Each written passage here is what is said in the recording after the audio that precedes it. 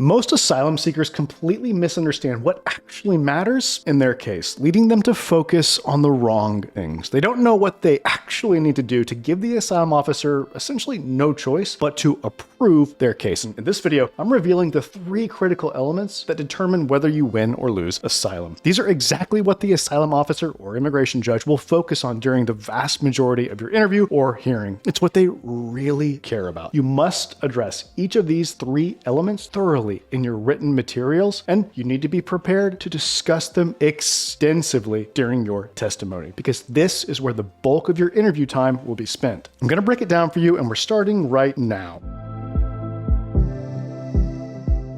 I'm Brian Manning, and I spent 11 years working for the government's 2 main agencies for asylum and refugee matters. But now, as an asylum lawyer, well, my law firm helps immigrants all over the country to secure their future in America through asylum. Let me know in the comments if you've got an asylum case pending, or, maybe you're considering applying. And look, I'd especially like to hear from you if you've applied and you've been waiting for an interview with USCIS for multiple years. Let me know how long you've been waiting. Okay, the 3 fundamental elements that I'm about to explain are still what determines success or failure in every asylum case. If you understand these 3 elements and you present them effectively, you can still win, even in this hostile moment that we're facing right now. Look, I know this because my law firm's clients have continued to win asylum, even under Trump 2.0. And look, we're going to keep winning. During my time as an asylum officer, I reviewed countless applications and declarations where people completely missed the mark. They'd ramble about irrelevant details in their written materials and during their interviews. They would focus on what they thought mattered instead of what I actually needed in order to evaluate their case. And, when I asked specific questions designed to gather the information required to assess asylum eligibility, well, applicants would go off on tangents and fail to answer what I was actually asking. And this was frustrating, and frankly, it significantly reduced their chances of approval. Because you see, here's the reality. You need to make the decision maker's job as easy as possible. You want to guide them toward the answer yes by providing exactly the information that they need in a clear and concise manner.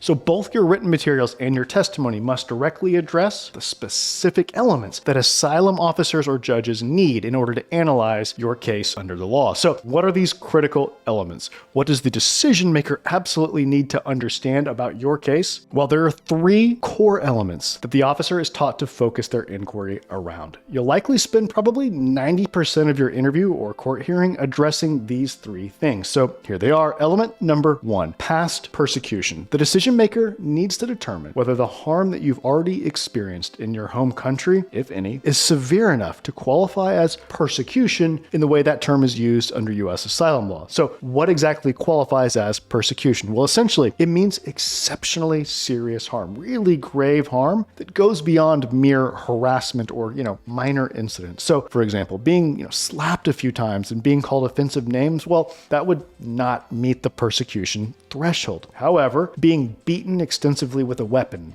sustaining head injuries that caused bleeding and required medical treatment, well, that would likely constitute persecution. If you add in torture elements, things like, waterboarding or having your fingernails removed, you would definitely cross the persecution threshold. It's important to understand that multiple incidents of harm can collectively constitute persecution, even when the individual incidents wouldn't be severe enough on their own. So remember that slapping example that I gave a second ago? Well, a single incident, a single slap wouldn't count as persecution. But if it happened, let's say 5 separate times and was combined with constant harassment, like, the authorities following you, making threatening phone calls to you, and maybe getting you fired from your job at work, well, all of these incidents together might be sufficient for the asylum officer to find that, yes, past persecution has been established. So this finding that you've already been persecuted, well, it gives you a significant legal advantage in winning your case compared to cases that rely solely on potential future harm without having established past persecution. Now, in rare situations, you can establish past persecution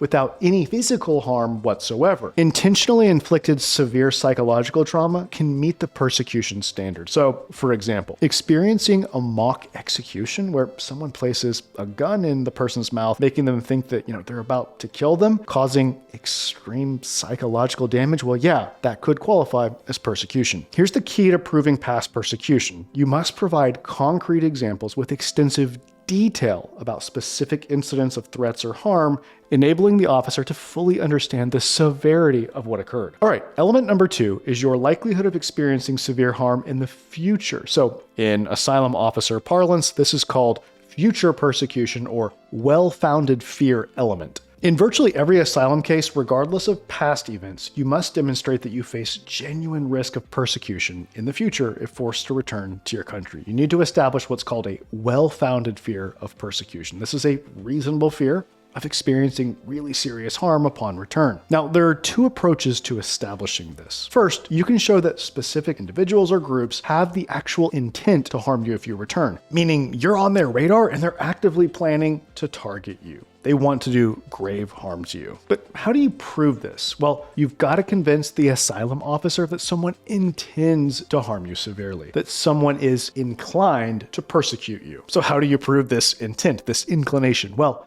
you'll reference in your written materials and definitely in your testimony any past harm that you suffered, along with any threats indicating the bad guy's intention to harm you in the future. Now, beyond explicit threats, there may be other circumstances that you can highlight that support your argument that these persecutors are likely to harm you upon return. You'll need to point to everything you can find that indicates, yes, the person or group really wants to do something very bad to me. Okay, there's actually another way you can satisfy the well-founded fear requirement. You can do this even if there's no one out there who has demonstrated that they want to harm you. You see, you can demonstrate that you're at substantial risk simply because of who you are. Now, this second approach involves showing that a, quote, pattern or practice, end quote, of persecution exists in your country, targeting people who possess a protected characteristic that you also possess. The concept is that merely fitting this profile places you at risk because individuals with this characteristic are systematically, widely targeted throughout your country. So with the pattern or practice approach, the idea is not that someone's out there just waiting for you to come back so that they can harm you, but rather that just possessing the protected characteristic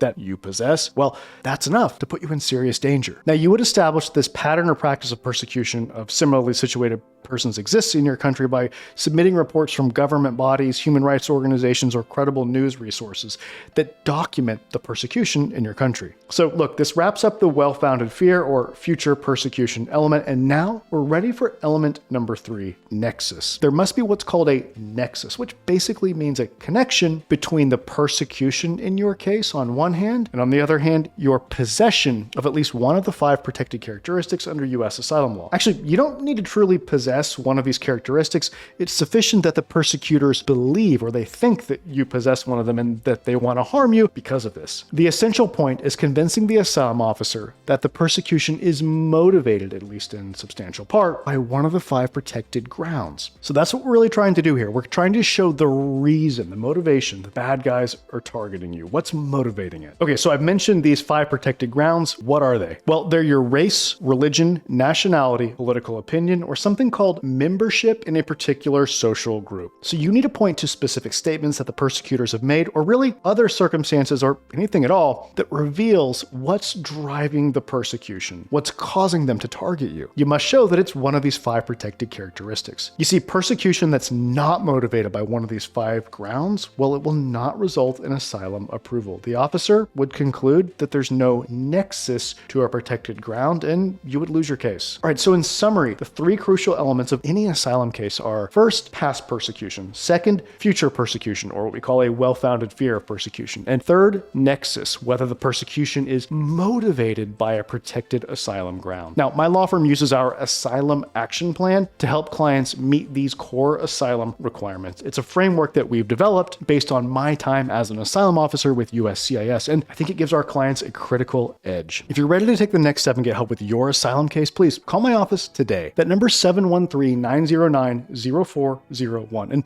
remember, we help people all over the country, so it doesn't matter where you live. Call us right now to schedule an asylum strategy session so that we can help you secure your future in America through asylum. Again, I'm Brian Manning, and it's truly an honor to support you in your asylum journey.